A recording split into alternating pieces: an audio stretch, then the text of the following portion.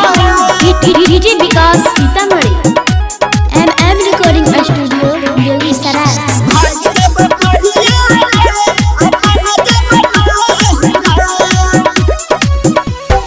बिहारी के तरह जाने गए छही हमारा हाथी के रोज आब छही कर छही झगड़ा कैला जब कोरिया रे अपन दबना हीरा कैला जब कोरिया रे अपन दबना हीरा कैला जब कोरिया रे कोरिया अपन दबना डीजे विकास मटियार कला सीतामढ़ी।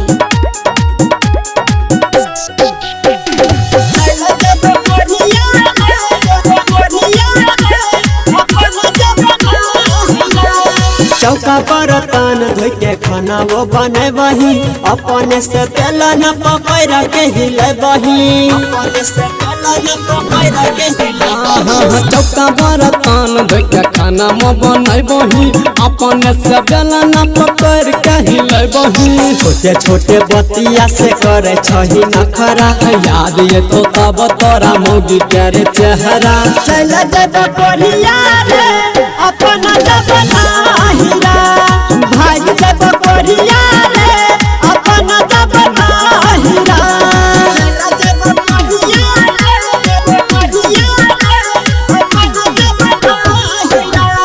डीजे विकास मटियार कला Sitamarhi MM recording studio Begusarai.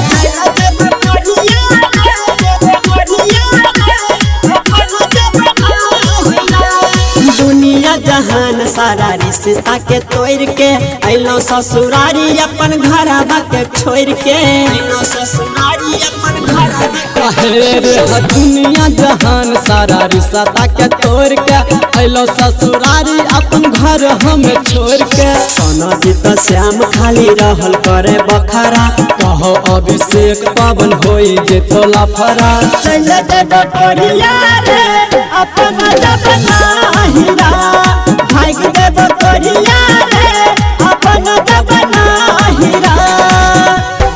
Bihari के तरह जाने गए छही हमारा हाथी के रोज आब छही कर छही झगड़ा कैला जब कोरिया रे अपन दबना हीरा कैला जब कोरिया रे अपन दबना हीरा अपन दबना हीरा